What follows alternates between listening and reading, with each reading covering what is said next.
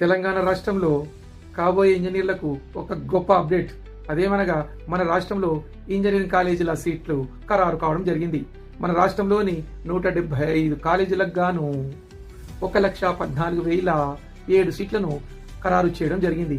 ఇందులో 70% సీట్లను convener quota కింద భర్తీ చేస్తారు.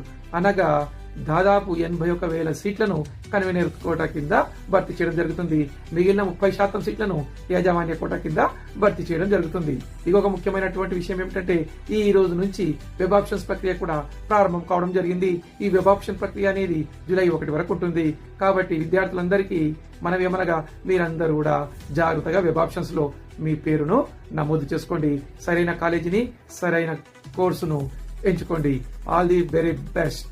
ఇలాంటి మరిన్ని ఎంసెట్ ముచ్చట్ల కోసం మన ఛానల్ ని షేర్ చేయండి, లైక్ చేయండి, తప్పకుండా ఫాలో చేయండి. చేస్తారు కదా. Thank you.